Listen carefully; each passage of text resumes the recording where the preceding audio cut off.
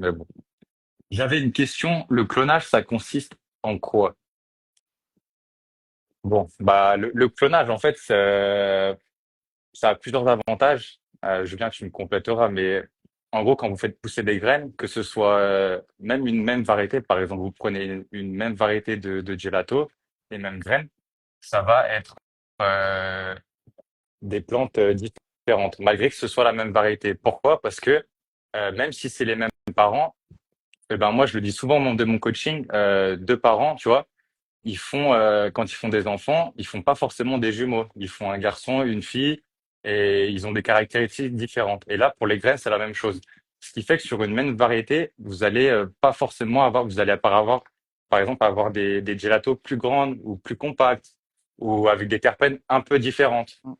Et c'est pour ça que cultiver en clone, notamment dans les grosses fermes, ça a vraiment des avantages parce que notamment lorsque vous avez cultivé le clone pendant plusieurs sessions, vous savez exactement, par exemple, s'il faut le toper, comment il réagit, quel climat il est plus à l'aise. Donc ça a plusieurs avantages et ça vous permet vraiment de maximiser en fait votre rendement, votre qualité. Vous connaissez ce clone en fait. Et vous savez, surtout le plus intéressant pour moi, je pense, et tu me compléteras, c'est que en fait, bah moi ce que je fais, c'est que je vais voir les fermes et en fin de floraison et je vois le clone le plus productif, par exemple, si je cherche un clone productif, ou alors je vais chercher un niveau terpène, tu vois, un terpène fruité. Mm.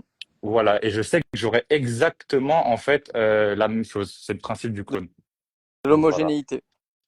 voilà, c'est ça. Voilà, d'avoir une canopée, d'avoir des plantes qui terminent en même temps, qui vont monter à la même hauteur, qui vont se comporter pareil avec la solution, parce que quand vous êtes sur des tables en industriel, on donne la même solution pour l'irrigation. En fait, on donne toujours la même solution. Donc, et selon les phénotypes qu'on va avoir, il y en a qui aimeront plus de nourriture, moins de nourriture. Donc, le fait d'avoir des clones, ça permet de sortir un produit qui est très homogène en fait. Quand vous achetez du Coca, vous voulez pas qu'un coup sur deux, ce soit du Pepsi, si vous aimez le Coca par exemple. Mhm. Donc c'est pour assurer une certaine. Même malgré ça, on arrive quand même à pas forcément avoir des produits homogènes, même malgré le clonage. Mais ça permet vraiment de bien faciliter le travail.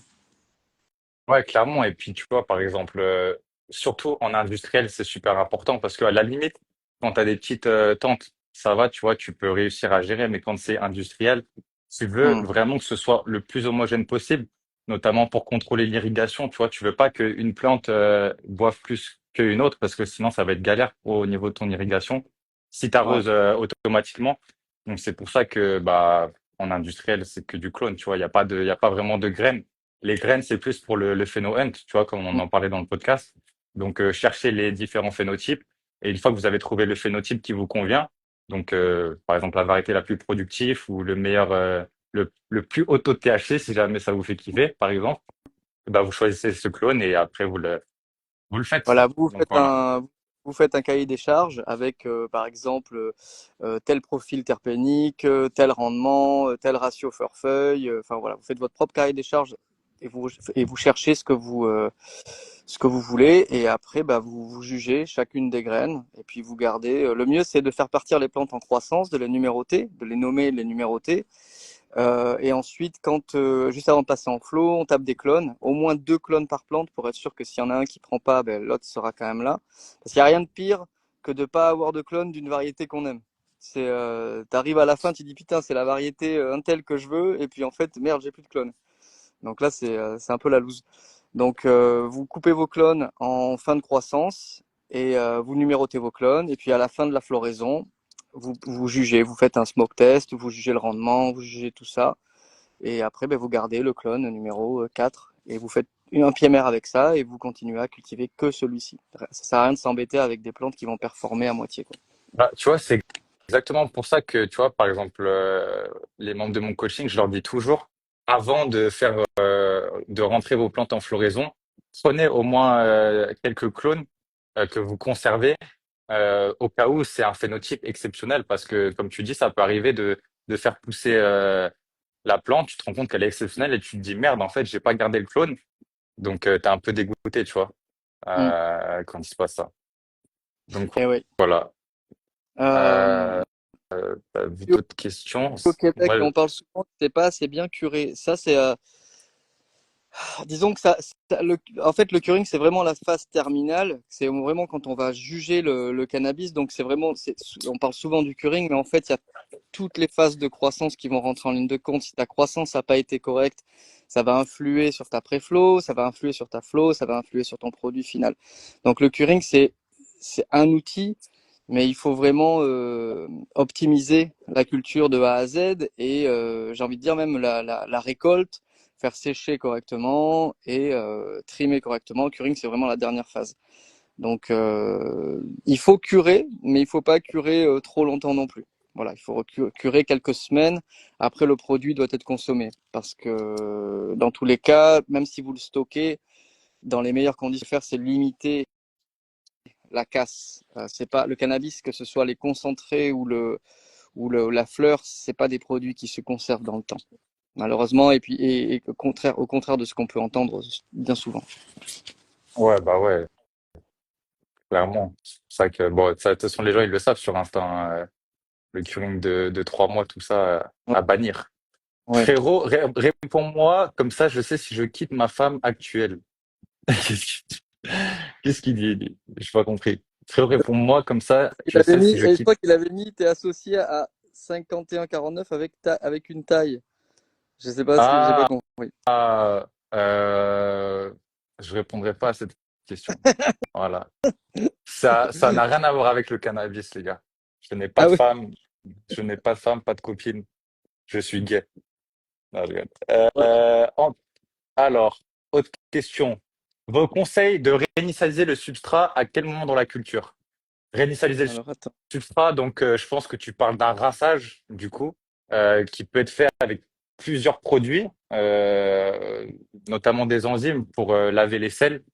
Moi, effectivement, je peux le conseiller, mais uniquement si justement tu galères, en fait, bah, par exemple, t'as pas arrosé avec assez de Renoff, donc tu as un excès de sel qui s'accumule dans ton substrat, Voilà. et du Mais je coup, pense pas que. bah, ouais, Excuse-moi de te couper. non, En fait, non, quand il parle de réinitialiser, je pense pas qu'il parle de flush. Je pense qu'il parle pour moi, enfin, en tout cas, en crop steering, le réinitialisation, c'est quand tu fais justement, comme tu dis, un bon drainage, en fait. C'est-à-dire que tu as arrosé ton pot ou ton substrat et t'as pas fait assez de runoff, ce qui fait que le C dans ton pot, il augmente. En fait, il se stack, il s'empile. Donc, tu as arrosé un EC de 2, t'as pas laissé de runoff, l'arrosage d'après, donc l'eau, elle sèche, la plante, elle mange des sels, mais il y a des sels résiduels, donc les sels s'accumulent.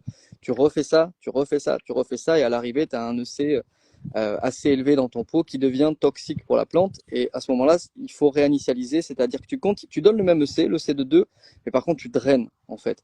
Tu draines assez de flotte à travers ton substrat de façon à ce qu'en sortie, tu aies un EC de 2. Ça, c'est un reset.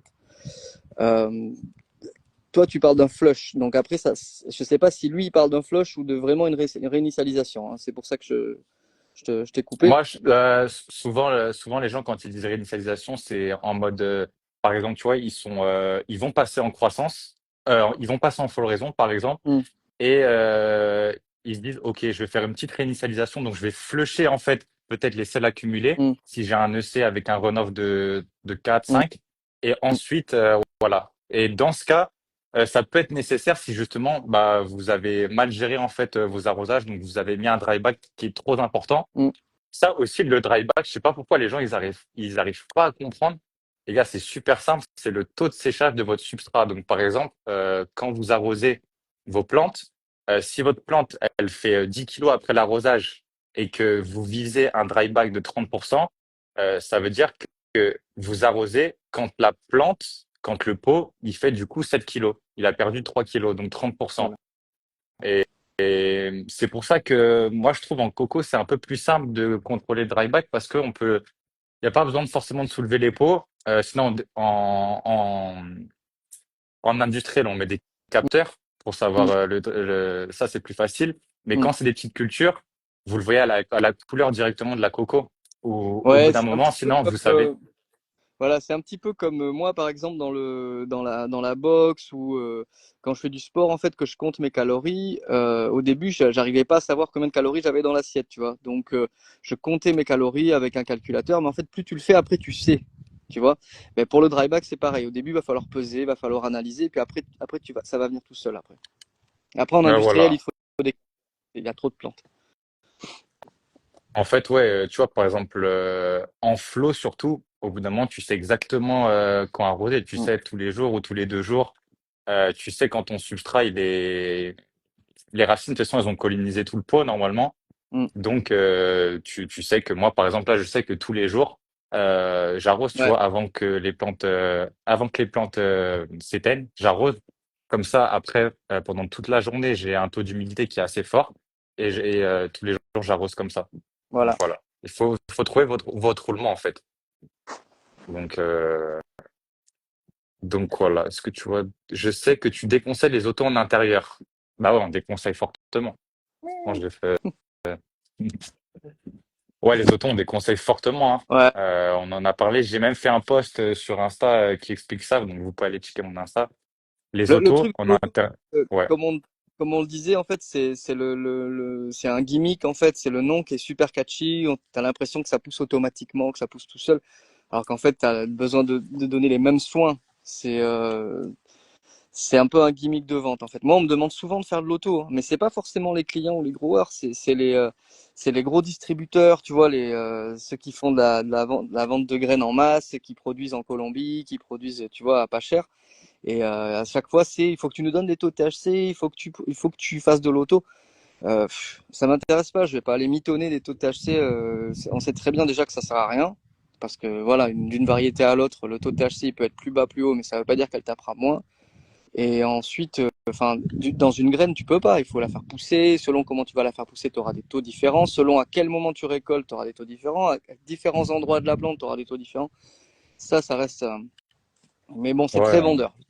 Et l'autoflow, c'est très vendeur, mais pour moi, ça reste du même acabit que toutes ces marques d'engrais qui vendent 15 000 additifs. Voilà. Mais surtout, c'est que, franchement, je trouve que c'est le pire pour commencer avec des autos. À la limite, si tu as envie de te faire plaisir, comme je le dis, tu peux faire pousser des autos si tu payes pas Oui, l'électricité. oui, Mais en fait, c'est le pire pour commencer. Pourquoi? Parce que c'est pas toi qui déclenche la floraison. Et donc, oui, tu t'as pas. sais pas. Donc, en fait, si ta plante, elle se déclenche en floraison, bah, c'est trop tard. Peut-être que ta plante, elle était stressée avant en croissance, t'as pas pu la soigner correctement, t'as pas eu le temps de faire un bon topping. En fait, t'as aucun repère. Et par exemple, en C'est vrai. féminisé, je pense que c'est le cas aussi, toi, Julien. Hum. Moi, en féminisé, par exemple, 21 jours de flow, défoliation, Ouais, lollipoping. Sauf qu'en ouais, autofloraison, selon les strains, mais je suis en moyenne au jour 14-15. Mais ça peut toi, arriver c'est des plus fois. à 2 semaines. OK. Ouais, en général. Mais après, c'est parce que dans les jardins, moi, si tu veux, j'ai designé des jardins pour faire la pré-flow dans la salle de croissance, de façon à C'est pour ça. libérer la salle de flow plus rapidement. Et donc, en fait, je fais tous les soins à la fin de la pré-flow. En général, c'est jour 14-15. Comme ça, je nettoie tout et après, je transvase dans la salle de flow. Donc, c'est plus une question de schedule pour moi, parce que d'une génétique à l'autre, ouais, ça peut monter des fois jusqu'à 21 jours facile. Mhm. Parce que, ouais, en général, les génétiques, elles arrêtent de sketcher au jour 21, elles commencent à produire des Ouais, fleurs, donc c'est pour ça qu'on fait, selon les strains, ouais. Ouais. selon les strains. Mm. Mais comme dit, ça dépend aussi de votre roulement, etc. Mais moi, en général, tu vois, de mon coaching, je conseille jour 21. Moi, ça fait 3 semaines, c'est bien. Et puis voilà. Tu peux réutiliser ton substrat après une pousse avec du BioBiz All Mix. Mm. Franchement, je recommande pas, hein. Je recommande pas de Alors moi, je le réutiliser le recommande. substrat. Moi, je le recommande. Ça, tu le Moi, je le recommandes? recommande. Ouais, parce que en fait, tu as déjà le réseau mycorhizien qui est déjà installé dans ta terre. Donc, il suffit de couper ta plante. En général, j'utilise un couteau à pain, tu sais, avec les grosses dents là, et j'enlève la racine principale et je laboure même pas le sol en fait. Je replante directement dedans. Alors, ça demande quand même que si tu as utilisé des engrais organiques, normalement, ça devrait être pas mal. Il faut que tu n'aies pas trop de sel résiduel. Et ça demande aussi d'avoir une bonne maîtrise de ton arrosage. Parce que si tu replantes un petit clone dans un gros pot, il faut savoir comment arroser sans trop arroser, sans pas assez arroser. Enfin, il faut bien Eh doser. ben, Mais le voilà truc, pourquoi je recommande pas. Parce que tu viens de eh le oui, dire, tu te compliques la vie pour rien, tu vois. T'as pas, autant réacheter, pas tu vois. forcément. Ça coûte pas cher. Ça coûte pas cher en vrai, C'est ça. plus compliqué. Ouais, mais c'est plus compliqué d'aller acheter les sacs de terreau, de les trimballer, de rempoter. Ça coûte du blé. Parce qu'un sac de terreau, c'est entre 10 et 15 balles quand même. Tout dépend, en fait. Il y a plusieurs écoles. Moi, je le conseille souvent à mes élèves parce que tu as le réseau mycorhizien qui est déjà construit dans le terreau. Et donc, tu fais du no-till, en fait. Donc, tu replantes comme ça et ça repart. Et après, faut pas trop le réutiliser parce que tu peux avoir un tassage qui se crée. Donc, il faudra certainement en rajouter. Mais en général, ouais. Moi, tu sais, je suis un peu un feignant hein, sur ça. J'ai essayé de designer tous mes espaces de façon à ce que ça soit pas compliqué et toutes les étapes que je peux éviter, qui sont pénibles. Si je peux les éviter sans prendre de raccourcis, évidemment, je le fais. Donc après, il y a plusieurs écoles. Ok. Et jusqu'au jour 21 de flow, tu restes en engrais de croissance? Non, non, non. Moi, Ouais. ce que je fais, non, non, moi, ce que je fais, c'est que la première semaine, je reste en engrais de croissance parce que la plante, elle a besoin d'énormément d'azote. Mm, Donc, en général, je reste en engrais de croissance. Par contre, à partir de la deuxième semaine, engrais de floraison directement pour ouais. justement favoriser le développement des fleurs. Et Mm, surtout, ça, c'est un truc important, c'est que en fait, en continuant votre engrais de croissance qui est beaucoup azoté, vous empêchez le développement des fleurs. Parce que l'azote ralentit la production de fleurs et favorise la mm, production de feuilles. Et c'est ce mm. qu'on veut pas. Dès qu'on est en floraison, on veut vraiment favoriser les fleurs, justement. Ouais, Donc c'est ouais. pour ça. Première semaine, moi, je reste en engrais de croissance et après, je passe en engrais de flow Tu directement. peux, tu, tu peux faire un mélange des deux. Tu peux faire Aussi. floraison. Et par contre, évidemment, il faut un dry back un peu plus important. Donc, laissez sécher votre terre un poil plus, pas beaucoup plus, mais un poil plus quand vous passez en pré-flow. Attention à pas laisser trop sécher, parce que c'est là où vous allez avoir des stress hydriques qui sont mauvais et qui risquent de déclencher des hermaphrodismes selon les strains. Donc, faire sécher un poil plus, mais pas trop non plus. Ouais, tu conseilles combien de pourcentage de dryback? Tout dépend, mais ouais, je dirais pas plus de 40, quoi. Pas Ouais, plus de c'est ce 40. que j'allais dire. Ouais, Entre 30 et 40%. entre Ouais, 30 et 40. Ouais. 30 et 40%. Vous pensez quoi des systèmes d'arrosage par le bas pour les pots géotextiles? Je recommande pas. Je recommande pas Ouais, parce c'est pas. que en fait, lorsque vous arrosez votre plante par le haut, euh, vous voulez qu'il y ait un runoff, donc vous voulez que l'eau coule en fait en dessous du pot pour pouvoir en fait avoir ce petit rinçage, même si c'est pas vraiment un rinçage, mais pour pouvoir en fait laver Faut que ça. les nutriments qui sont Ouais. accumulés. Alors que lorsque vous faites, vous laissez tremper en fait, il y a aucun rinçage, donc les sels Ouais. s'accumulent. Je sais pas ce que tu en La- la- penses. Et puis personne fait ouais, ça, tu vois. le seul cas de figure où tu peux faire ça éventuellement, ça serait une table à marée, avec des marées qui remplissent la table et après qui drainent. Ouais. Mais ça utilise vachement de solutions, quoi. Parce que tu es censé faire du drain to waste. Parce que si tu flottes la table, si tu remplis la table de solutions et qu'après ça draine et que tu récupères cette solution, tu vas justement respirer les sels dont tu veux pas. Donc, tu peux faire ça si tu as une table à marée et que tu as un drain to waste qui part directement dans le caniveau, mais tu vas utiliser beaucoup trop de solutions, beaucoup trop Ouais. d'engrais. Donc, c'est pas sur le long terme. Et sinon, si tu le fais, parce que comme dit Lucas, comme tu le fais, si tu le fais par exemple, tu le fais dans ta coupelle, que tu arroses ta coupelle, par exemple, au lieu d'arroser le dessus de pot, tu vas respirer tous tes sels, en fait, il n'y aura pas de drainage. Donc, le mieux, c'est par le dessus, tu laisses drainer un petit peu, tu évacues, et puis voilà. Ouais, classique. Classique. En plus, je sais pas, je comprends pas pourquoi, en quoi, à mon avis, il a dû voir ça sur un forum ou quoi. Bon, Il y a tellement de toute de façon, sur conneries, on va mais boire et à manger c'est les gars, aujourd'hui. faut pas se compliquer la tête. Moi, je dis toujours aux membres du coaching, c'est simple, il faut un bon arrosage, une bonne génétique, mais ça va de soi, un bon climat, le plus important, et des bons soins, tu vois. Faire le topping au bon moment, si vous faites un topping. euh, et puis voilà, en fait, c'est les bases. Faut se focus sur les bases et pas sur des petites techniques. Ah, par exemple, arroser par le bas ou stimulant racinaire ou le cinquième engrais, ça, c'est des conneries. Les Eh bases, oui. ça vous apportera beaucoup plus. Tu sais, je fais tout le temps le parallèle avec la boxe, par exemple. Un bon jab, un bon uppercut, une bonne droite. c'est mieux que de faire des petites techniques de merde qui servent à rien, tu vois. Mm. Donc voilà. Ouais. En coco, tu utilises des piquets goutteurs? Ouais, souvent c'est ce qu'on utilise, ouais. Ouais. Combien En par arrosage contre, ça automatique. dépend. Ça dépend. Plus t'en mettras, plus ça sera homogène. Mais théoriquement, avec un, s'il est bien réglé, ça Hmm. devrait faire l'affaire. Mais tu peux en mettre deux, quatre. Voilà. Après, bon, pas plus de quatre, quoi. Et, Mais en coco, parce que la coco, c'est un substrat éponge, donc c'est ça qui est bien, c'est que même si vous en avez qu'un, moi souvent j'en mets deux, tu vois, j'en mets deux de chaque côté, ouais. euh, parce que c'est mieux, ça va plus vite. Mais Mm. en fait, même avec un, la coco, c'est un substrat éponge, donc ça va absorber en fait l'eau, même si ça coule juste à un endroit. Ouais. Après, ça va se répartir et euh, vous allez avoir un substrat qui est rempli d'eau. Donc ouais, mais ouais, ça c'est pour l'arrosage automatique. Ouais. J'ai mis 8 pieds dans ma box, j'ai fait le fou. C'est trop la merde pour arroser, je retourne sur 4 pieds la prochaine session. Et ouais. Et des fois, il faut en mettre moins, il vaut mieux en mettre moins avec des pots plus larges et pas vous emmerder. Moi, j'ai une règle d'or en général, c'est pour la terre et la coco, ça va être 9 plantes pour 1 mètre 20 par 1 mètre 20. Voilà, C'est dans des pots exactement de ce que 30. je recommande. Ah, tu vois, Voilà, voilà. ouais.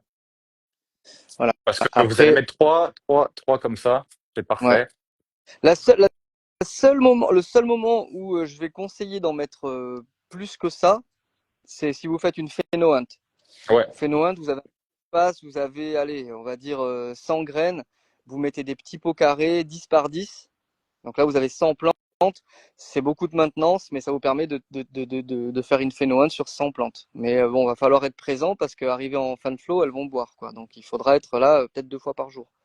À moins d'avoir ouais, un c'est ça, système ouais. Et comme tu dis, plus il y d'irrigation. a de plantes, plus c'est galère. Et notamment, tu vois, bah rien que 9 plantes, tu vois, arroser 9 plantes à la main, surtout en chambre de culture. Quand c'est sur les Ouais. tables à marée, ça va. Tu vois, c'est Mm. tranquille. Tu passes autour, etc. Mais 9 plantes en chambre de culture, c'est Ouais. super relou. Tu dois passer entre les plantes pour arroser. Tu sais, on en parlait dans le podcast. C'est chiant. Donc, Ouais. ouais, moins il y a de Quand plantes, mieux c'est. c'est- Ouais, puis quand c'est chiant, tu le fais une fois, 2 fois, 3 fois, 4 fois, 5 fois, sixième fois, tu t'y fais moins bien, machin, et puis après, ça se ressent sur le. Il faut toujours, toujours vous simplifier la tâche, que ce soit Bah, pour. tu vois, excuse-moi, mais regarde, il y a un mec qui dit, je passe un temps fou à arroser, je suis épuisé, je suis débordé. Bah voilà, parce que Ouais, en fait, à mon avis, t'as pas prévu, soit t'as mis trop de plantes, soit mm, t'as mis des pots trop petits, donc le substrat sèche trop vite par rapport à ta plante. oui. Ça peut être ça aussi. Ou alors, la plupart du temps, c'est que le mec du gros shop t'a conseillé de mettre 5 engrais avant d'arroser, et du coup, voilà, tu passes trop de temps aussi, tu vois. Voilà, Ça, donc je le dis tout le temps, mais simplifie, simplifie ton engrais, va au moins cher, au plus propre et au plus facile. Dans les gros shops, ils sont tous de bonne qualité, normalement. Va au plus simple, tu auras les mêmes résultats. Il n'y a pas de produit magique, ça se saurait aujourd'hui. Les seuls trucs magiques, les outils magiques que tu peux utiliser, c'est VPD, stratégie d'irrigation. Une fois que tu gères ton climat, déjà, tu as fait la moitié du travail. T'as pas besoin de, t'es pas tributaire de ce qui se passe dehors. C'est toi qui décides. Tu as décidé qu'aujourd'hui, il allait faire 24 pendant 3 semaines, steady, mais chauffage, clim, contrôleur, et il fait 24. Et tu as décidé qu'il allait faire 70% d'humidité, tu mets un humidificateur, un déshumidificateur sur un contrôleur. De la même façon que en fait tu gères ta lumière, quoi. Tu vas pas aller brancher ta lumière tous les jours, la débrancher. Enfin, t'as pas mis une lampe incandescente, tu as mis une lampe qui est faite pour la culture, tu as mis du matériel adéquat. Bah, si tu veux, c'est qu'une partie de l'équation en fait. C'est pas juste mettre une lampe dans un placard. Après le cannabis, voilà, c'est à la portée du premier bozo de jeter des graines et de faire un truc qui défonce. Donc après, chacun fait comme il veut. Mais maintenant, si vous voulez le plein potentiel, ça passe par là. Mais une fois que vous avez tout mis sur contrôleur, en plus il y a des contrôleurs pas chers sur le marché, ben, vous facilitez la tâche de ouf. Et après, du coup, ben, tout le temps que vous passez pas à vous battre avec votre climat, ben, vous le passez à observer vos plantes, à, voilà, à vous occuper du reste, quoi. ouais, et puis c'est ce que je dis tout le temps, le climat, c'est le plus important parce que c'est ça qui dicte en fait bah, comment votre plante boit. Mm. Donc c'est vraiment important et c'est facile, tu vois. Comme tu dis, une clim, hop, tu la mets à 26 par Voilà. exemple en croissance, Voilà. 75% d'humidité, Terminé. humidificateur, voilà. c'est réglé. Voilà. Là, vous avez fait la moitié du travail. Maintenant, maintenant, on se focus sur l'arrosage. OK, hop, l'arrosage, par exemple, voilà, on est à 30% de dry back. Hop, ça plié. Après, c'est automatique, tu vois, c'est pas sorcier. Et j'ai remarqué que, tu vois, plus on est débutant, plus on se complique la tâche. Et Et plus on avance dans le truc, plus ça devient facile. le, Tu vois? le mieux est l'ennemi du bien. Rappelez-vous ça. Il faut Mm. pas faire toujours plus, toujours plus, toujours plus. C'est là où vous allez vous faire chier, en fait. Il faut aller au plus simple. Mais après, c'est compliqué parce que l'information, elle circule très mal.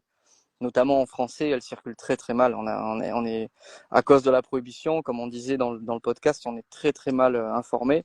Et le peu d'informations qu'on a, c'est le peu d'informations que qu'on a bien voulu nous donner. Et en général, c'est traduit de l'anglais sur certains trucs. Et puis en plus, après, ça passe au téléphone arabe. Et puis ça. Donc c'est compliqué d'avoir des bonnes informations, mais il faut aller vraiment au plus simple. Moi, avec mes élèves, je reprends tout. J'ai des élèves, ils veulent faire du rock wool dès le début. Et ils Ah ouais. dépensent dans des contrôleurs à 1000 balles, des trucs. Je dis non, tu as des contrôleurs à 50 balles sur Amazon. Et puis Rockwool, on attend un peu parce que c'est compliqué à gérer le Rockwool. Donc on reprend les bases. On fait de la terre, tu gères ton climat, tu vois. Donc l'argent, tu le mets pas dans tes contrôles, dans tes engrais machin hyper cher. Tu le mets dans ton climat. Tu achètes une clim, tu achètes un radiateur, et on reprend les bases. Et tu arroseras à la main. Donc, tu n'as plus qu'à donner de l'eau du robinet avec un adoucisseur si tu veux. Et ça suffit. Et ça t'apprend déjà à gérer un climat et un substrat. Une fois que tu sais faire ça, ben après, on mettra un arrosage, une irrigation semi-automatique.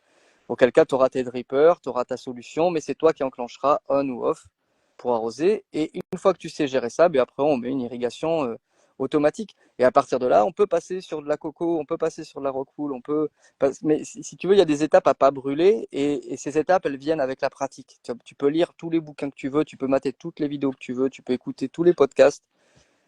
Il faut que tu passes par les étapes, c'est tout. C'est à la portée de tout le monde en plus. Hein. C'est pas tout le monde peut le faire. Bah, Tout le monde peut faire de la bombe, hein, t'as- franchement. exactement, t'as tout dit. Bah, tu vois, ça me fait penser, aujourd'hui à peine, j'ai un abonné qui m'a appelé sur Insta, il a réservé un coaching. Peut-être il est Mm, dans le live justement, et ça m'a fait un peu marrer parce que, comme moi, en fait, au début, quand tu commences, tu penses tout savoir. Il pensait vraiment tout savoir, tu vois.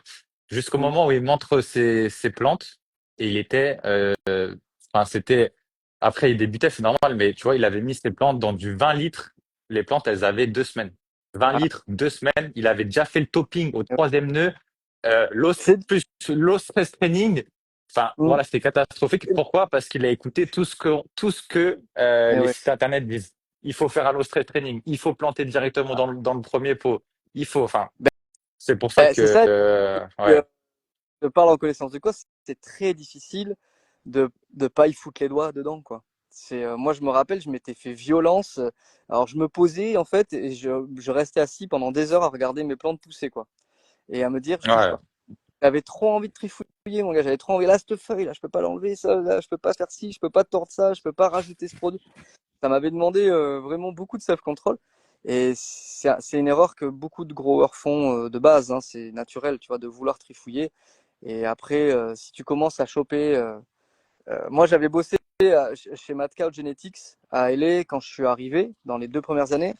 Et en fait, ils avaient déjà engagé, soi-disant, un master grower. Tu sais, on en avait parlé dans le podcast, où en fait, le gars, en fait, il s'était vendu comme un master grower. En fait, le gars, il arrosait juste des plantes dans un garage. Et donc, il y connaissait que dalle. Et en fait, l'erreur qu'ils ont fait Mad Cow, c'est de mettre deux chefs dans la même cuisine parce qu'il y avait deux sons de cloche. Et alors là où ils allaient encore plus loin, c'est qu'après, ils écoutaient leurs potes qui avaient des opérations et des potes qui n'en avaient pas mais qui s'y connaissaient, soi-disant. Donc les mecs revenaient dans l'entrepôt à chaque fois. Alors lui, il a fait ça, ça marche. Lui, il a fait ci, lui, il a fait ça. En fait, à l'arrivée, ça faisait un mishmash. Moi, je pétais les plombs. Je me battais sans arrêt avec eux. Je leur disais non, quand c'est pas cassé, on répare pas. Ça marche très bien. Arrêtez de trifouiller, quoi. C'est euh, c'est pas évident. C'est pas évident. Il y a tellement d'informations, il faut rester droit, passionné et surtout aller au plus simple. Voilà. Sans procrastiner évidemment. Quand il y a des journées de boulot, on fait le taf, mais il faut aller au plus simple. Il faut se simplifier. Ouais, c'est pour ça que un coaching, les gars, forcément, vous allez gagner du temps et de l'argent. Vous vous rendez même pas compte. Moi, vous voyez mes premières vidéos. Mm, Quand j'ai commencé YouTube, bah, j'ai déjà perdu 300, 400 € parce que j'ai fait de la merde directement, tu vois. mm, Acheter les mauvais engrais, pas contrôler mon pH, pas contrôler mon EC, pas savoir le dry back, le climat, je t'en parle même pas. mm, Donc, hop, j'ai claqué de l'argent, j'ai perdu de l'argent. mm. Et ça, 99% des gens, c'est ça, tu vois. Donc, c'est pour ça, les gars, si vous pouvez prendre un coaching, ça va vraiment vous économiser du temps et de l'argent. En, Ou sinon, en plus, c'est si des vous avez du trucs. temps, vous pouvez apprendre tout seul, mais ça va être plus, ça va vous mettre des années, quoi. Ça met Voilà. des années, tu Après, vois. même avec le coaching, tu fais des erreurs parce que ce qui est important, c'est d'apprendre de ses erreurs. Et c'est souvent, enfin, je l'ai entendu dire, ouais, mais moi, je préfère apprendre de moi-même, je suis autodidacte. Après, il n'y a pas vraiment, on n'est jamais vraiment autodidacte, hein. Tout ce qu'on a, quand on est autodidacte, on prend les informations à droite, à gauche, dans tous les cas. Mais si tu veux, le coaching dans quoi que ce soit pour la weed ou pour, et dans tous les cas, c'est bénéfique. Moi, si à l'époque, on m'avait dit, il y a un mec en Thaïlande, il peut t'aider à cultiver comme ça. Là, tu parles avec lui et il te fait des conseils taillés sur mesure et personnalisés. Putain, mais j'aurais dit, Mm. ouais, vas-y, mais take my money, c'est clair. J'aurais pas bataillé, quoi. C'est tellement c'était difficile aussi de trouver les informations. Les bouquins, enfin, ils étaient obligés de mettre des yucca et des photos de plantes plutôt que de mettre des photos de plantes de cannabis pour vendre des bouquins, quoi. C'est Ouais, mais tu vois, c'est pour ça, il y a un mec qui dit, si on prend ton coaching, c'est obligatoirement en coco et avec ta marque d'engrais, je travaille avec Advanced. Non, non, non. C'est le coaching, c'est vraiment fait pour t'adapter en fonction de, bah, par exemple, si tu as déjà commencé ta culture, je vais pas te dire d'enlever tes plantes, tu vois, et de tout recommencer. eh oui. Par contre, je vais te dire que Advanced, effectivement, si tu peux la prochaine fois, évite. Parce que Advanced, il y a 12 bouteilles d'engrais à mettre. Mm, Alors que avec mon coaching, il y en a qu'une, tu vois, et tu as les mêmes résultats. Pareil, ah en oui. général, les gens, on leur dit, ouais, la terre, c'est plus facile. Moi, je trouve vraiment pas que c'est plus facile. Vraiment pas que c'est plus facile, la terre. Ça va être plus Là, facile si tu utilises des engrais minéraux. À la limite, tu as un peu plus de contrôle, mais quand c'est 100% organique, c'est plus compliqué. c'est plus C'est- compliqué. Et puis, la coco, et ça, les gars, ça pousse 2 fois plus vite. Je te dis, là, j'ai jeté la coco dans mon jardin, tu vois, Mm, la coco dépôt. Et vraiment, tu vois, ça fait une démarcation. L'herbe qui a poussé là où j'ai mis la coco, elle est 2 fois plus haute. Donc, parce que c'est un mm. meilleur substrat, plus aéré, plus. Donc, c'est pour ça que moi, Ah, directement, je leur dis coco, les gars. Après, mais si vous ça voulez demande. cultiver en terre, il n'y a pas de souci.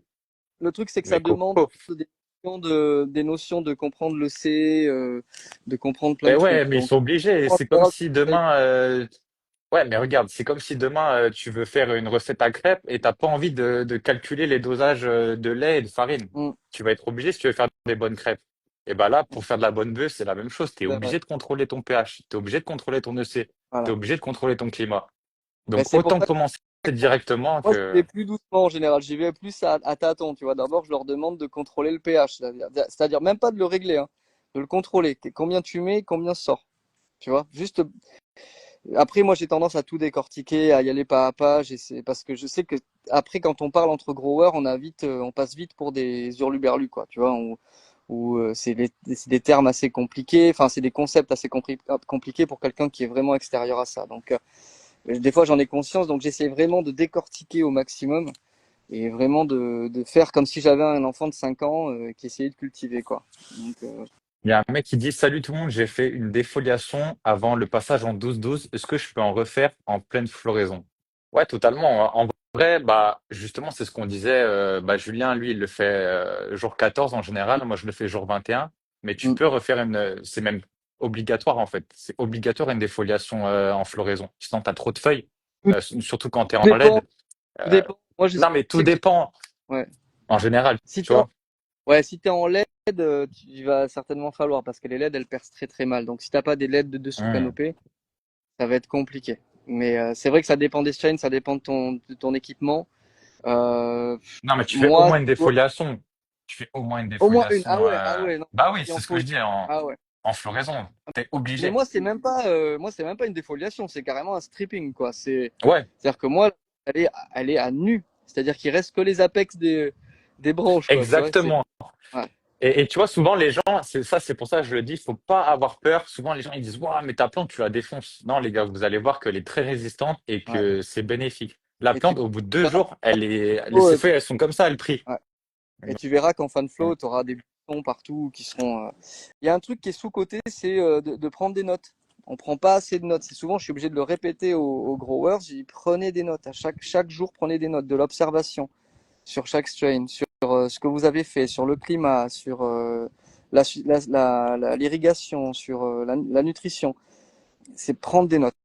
Toujours prendre des notes. C'est tellement plus facile après de revenir sur la récolte quand tu es sur une deuxième récolte, sur une deuxième culture, de revenir dans tes notes et de relire. Et des fois, ça te rassure en fait. Tu te dis putain, mais là, elles moulinent pas, elles sont pas en retard. Ah ben non, en fait, dans mes notes, j'ai marqué qu'à jour temps, j'avais des pompons de telle taille. Tu vois, ça m'a aidé vachement plein de fois. Parce Exactement. que bon, T'as quelque chose d'homogène. Parce que si tu fais pas de défoliation et que t'as les buds tout en bas, ils auront pas fleuri en même temps, ils seront même pas développés. ouais. Donc, autant les couper, tu vois. Et de toute façon, tu récupères le poids de. Moi, souvent, ce que je dis, justement, c'est que tu Mm, récupères le poids de toutes les petites têtes que tu as coupées sur les bourgeons du haut. Donc, tu ouais. auras des têtes plus grosses, plus compactes, un meilleur bag à pile. Oui. Donc, Voilà, c'est ça. Parce que voilà. souvent, les fleurs du bas auront pas du tout un joli bag à pile et elles se vendront moins cher si tu les revends. Et après, si tu les consommes, bon, au niveau gustatif, ouais, c'est-à-dire que ça va être aéré, quoi. Donc, c'est jamais bon, quoi. C'est jamais bon. 26 litres pour une autofloraison peut rapporter gros en termes de récolte. Alors, non, là, surtout pas. Là, 26 litres en autofloraison, catastrophique. Catastrophique. Parce que l'autoflow, elle va passer en floraison au bout de 3 4 semaines. Donc 26 litres, c'est beaucoup trop par rapport à la taille de ta plante. Là, non. Là, Mm, tu vas galérer pour arroser, tu vas trop arroser, c'est sûr. mm. Tu n'auras pas plus de rendement. Et souvent, voilà, tu vois, dans les forums, on dit, ouais, plus le pot est gros en autoflow, plus il y aura de rendement. Oui, c'est sûr, si tu prends un pot d'1 litre et un pot de 5 litres, oui, tu auras plus de rendement en 5 litres. Ouais. Mais entre du 11 litres, moi, ce que je conseille en Mm, autoflow, c'est du 11 litres, 15 litres maximum. ouais. Voilà, vraiment maximum si c'est une grosse autoflow. Mais entre 15 litres et 26 litres, tu n'auras pas plus de rendement en 26 litres. Tu auras Ouais. plus de rendement limite en 15 litres. Pourquoi? Parce que tu vas mieux gérer les arrosages. Tu vas avoir des cycles d'arrosage plus courts. Donc, ça va favoriser Ouais. une meilleure production. Mais moi, tu vois, par exemple, il y a une vingtaine d'années, quand les autoflows sont arrivés sur le marché, ben, comme tout le monde, hein, j'en ai acheté, et je mettais des pots de 20 litres, et effectivement, c'est trop. C'était beaucoup trop.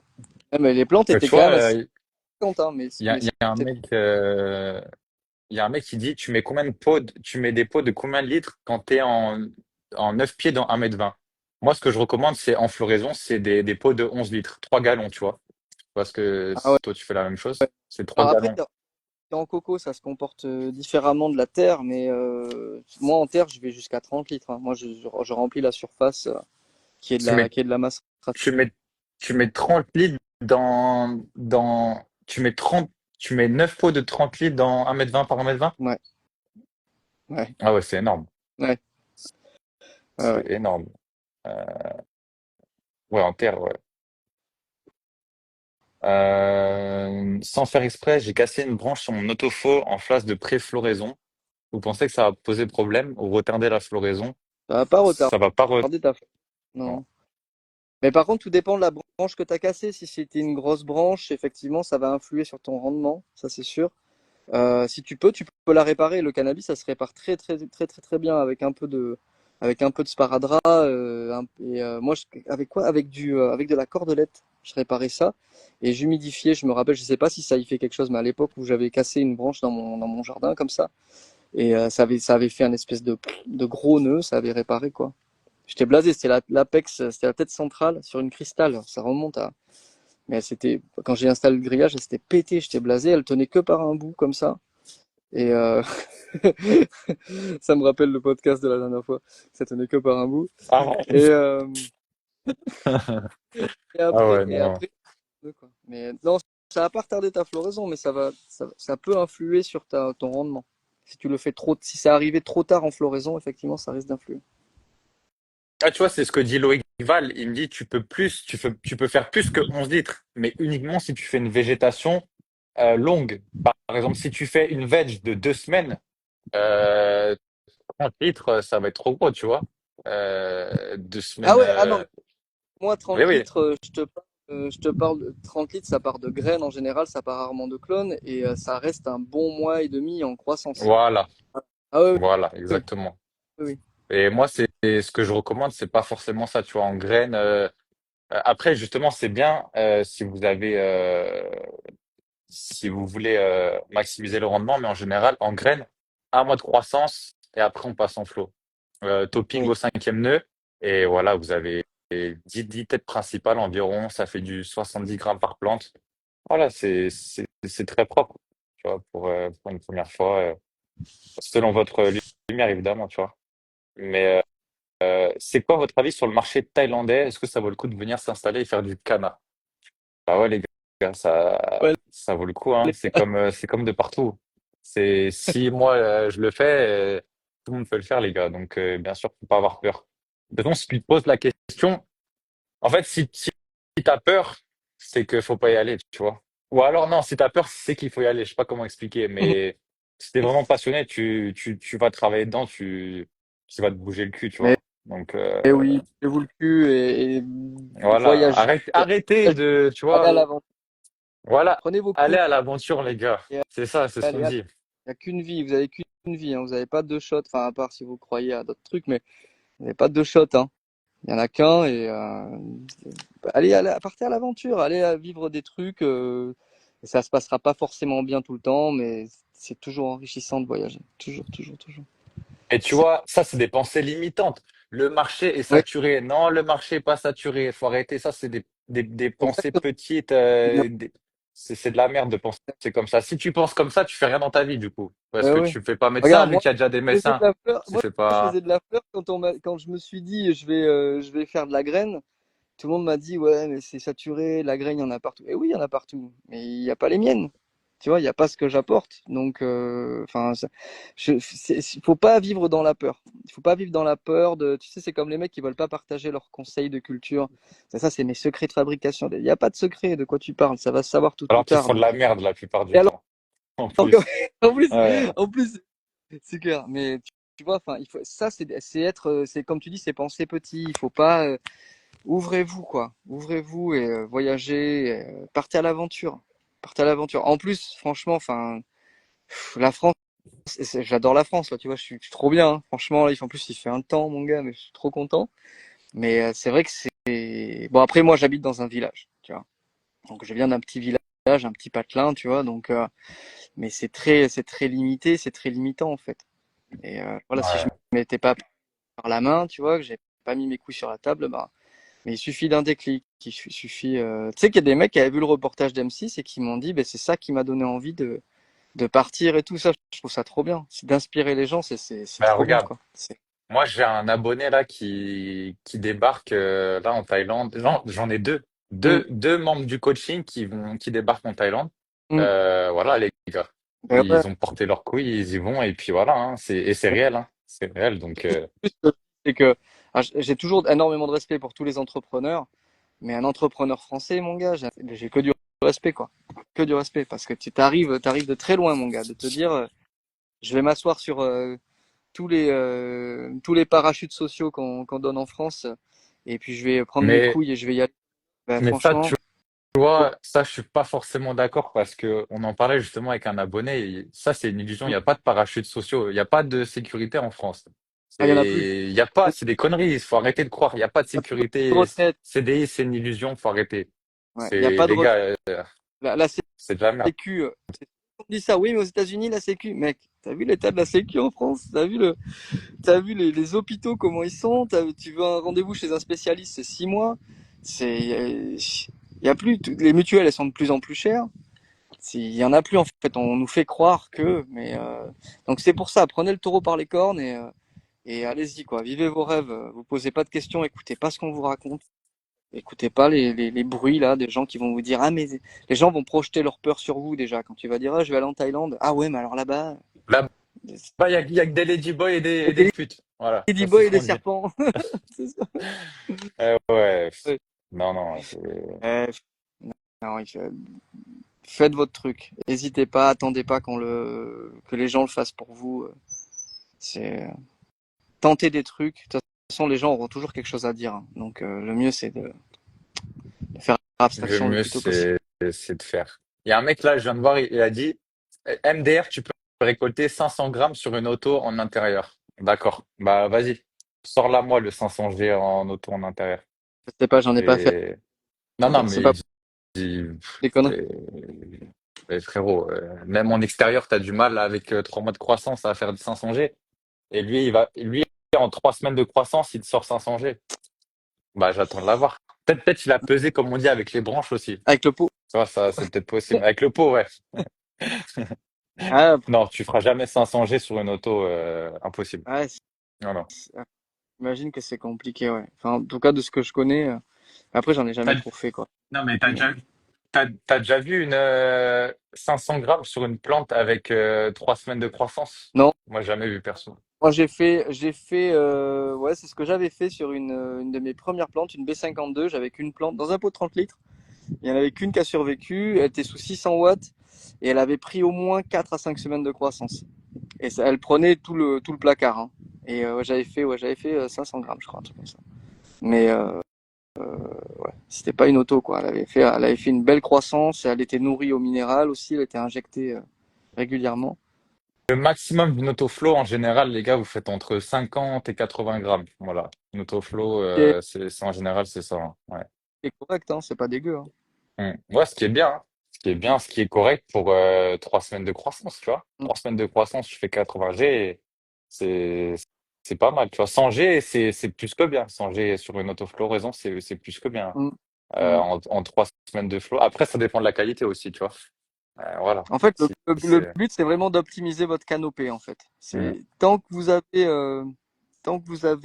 votre canopée qui est complètement garnie et que chaque rayon de la lampe tombe sur une plante, ben là, voilà, vous avez optimisé. Ouais. Une LED de ça, tu vois, ça, les questions comme ça, une LED de 300 watts, est-ce que c'est suffisant? Bah, oui, c'est toujours suffisant. Dans tous les cas, si elle est, C'est pas suffisant si t'as une tente de 2 mètres par 2 mètres. Par contre, ah si t'as une non, tente de 80 par 80, là, c'est suffisant. En fait, tout dépend de la surface, de ton espace, de ta surface. C'est voilà. pour ça, prends un coaching et je vais te dire exactement Elle quoi acheter pourra, par rapport à euh, ta lampe. voilà, elle pourra pas éclairer plus que, plus que sa Ouais, capacité, quoi. Ouais. 300 watts sur du 1,20 m par 1,20 m, c'est pas suffisant, tu vois. Non. C'est pas Non, suffisant non. du tout. Donc c'est du gaspillage. Elle va pousser ta plante, elle va être belle, mais c'est du gaspillage parce que celles qui sont autour, elles prendront pas la lumière. Donc effectivement, il vaut peut-être mieux recentrer. 300 watts, ouais, c'est ça, 80 par 80. C'est très bien. Ah, le mec qui me dit, il met une autoflow dans une tente de 120 par 120 en autopo XL de 25 en mélange coco perlite, il récolte 1 pound. Ah, j'aimerais bien voir ça, hein. C'est, j'aimerais bien voir ça. Après, si l'auto, elle pousse depuis 6 mois, ouais, Mm. ok. Mais si c'est une Ah, auto classique, tu vois, une c'est auto toujours classique, compliqué en plus. non. Toujours compliqué, mais ça, c'est depuis le début que je cultive, hein, depuis voilà, il y a plus de presque 25 ans maintenant.